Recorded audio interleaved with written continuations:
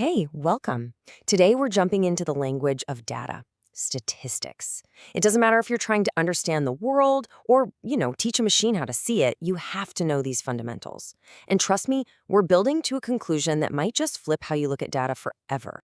So let's just start with a crazy question.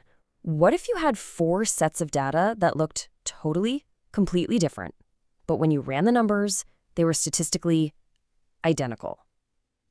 I mean, that sounds impossible, right? Well, stick around. The answer is pretty wild.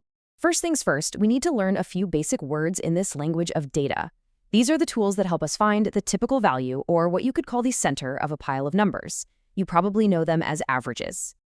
Okay, the first and most common one is the mean. This is what pretty much everyone thinks of when they hear the word average. It's simple, right? You just add up all your numbers and then divide by how many numbers you have. It's a super straightforward way to find a central point. Next up, we've got the median. I want you to think of this one as the literal, physical middle. If you line up all your numbers from smallest to biggest, the median is the one sitting smack dab in the center. The cool thing about the median is that it doesn't get totally thrown off by one or two really high or really low numbers. And last but not least, there's the mode. This one's the easiest of the three. It's just the number that shows up the most often in your list. So the big takeaway here is that you have these three different types of averages: mean, median, and mode, and each one gives you a slightly different angle on your data's center. But, a single number can't possibly tell you the whole story. To really get what's going on with our data, we need to zoom out a bit and look at its overall pattern, or what we call its distribution. Let's see how that works. Okay, picture this. We're at a junkyard. This chart here shows the distribution of all the different car types on the lot. It's just a visual way of seeing the probability of finding a certain kind of car. You can see right away that minivans are the most common and SUVs are the rarest. The shape the data makes, that's its distribution. And this isn't just for cars in a junkyard. Any set of data you can think of has a shape, a distribution. It could be the heights of everyone in a city, student test scores, stock prices, you name it. Each one tells a story about what's common and what's rare. Now, one of the most famous shapes in all of statistics is this guy right here, the normal distribution, but you probably know it as the bell curve. It's amazing how many things in the real world, from people's heights to tiny measurement errors, tend to follow this beautiful symmetric shape. Most of the values are all clustered around the average, and they get rarer and rarer the further you get from the middle. Okay, so we can describe a single chunk of data pretty well now. But what happens when we have two? Well, that's when the real magic begins, when we start looking for connections or relationships between different data sets. To do that, we use a tool called correlation, and all it is a single number, from -1 to +1, that tells us how strongly two things are related. A +1 means they move in perfect sync.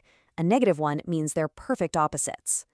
And this shows the idea perfectly. Over on the left, you've got positive correlation. Think about hot weather and ice cream sales. As one goes up, the other tends to go up too. Then on the right, you've got negative correlation, maybe like the hours you spend studying versus the hours you spend playing video games. As one goes up, the other tends to go down. So what if the correlation is 0? It just means there's no predictable straight-line relationship. Knowing what one variable is doing doesn't really help you guess what the other one is going to do. So now we have all these powerful tools, right? Mean, distribution, correlation. It feels like we have a really solid, objective way to look at our data. But what if I told you they can also be incredibly deceiving? All right, let's just focus on this one data set for a moment, the one in the top left.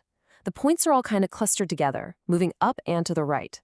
It looks like a clear line.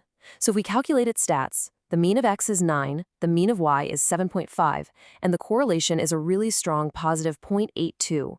I mean, it looks like a textbook example of a positive relationship. Let's really zero in on that correlation, 0.82. That is a strong relationship. It tells us that as X goes up, Y reliably goes up too. This is the kind of clean, beautiful data that scientists dream about. But here comes the twist. What if I told you that wasn't the whole story? What if three other completely different looking data sets were hiding behind those exact same numbers? And here it is. This is Anscombe's quartet. You're looking at four data sets that are obviously visually completely different. You've got a curve, a straight line with a weird outlier, a vertical line with an outlier, but they all have the same mean, the same variance, and that same correlation of 0.82. It's kind of mind-blowing, isn't it? The source material really just nails it. If we just went by the statistics, we'd assume that these four datasets were identical. And that is the huge danger of only looking at the summary numbers. They can totally hide the real story, the actual pattern that's going on underneath. So what do we do then? If all the numbers can lie, what's the big lesson here? Well, it's actually really simple. It's powerful, and it's something that every single data analyst and machine learning engineer absolutely lives by. The golden rule is this: always visualize your data. Before you run your fancy models, before you even think about drawing conclusions, you have to just look at it. A simple chart can show you patterns, outliers, and mistakes that your summary stats will completely, totally miss. And that kind of leaves us with one last thought. The next time you see a statistic in a news headline or a number in a report, just ask yourself, what might the picture actually look like? What hidden stories could be lurking in the data you see every single day?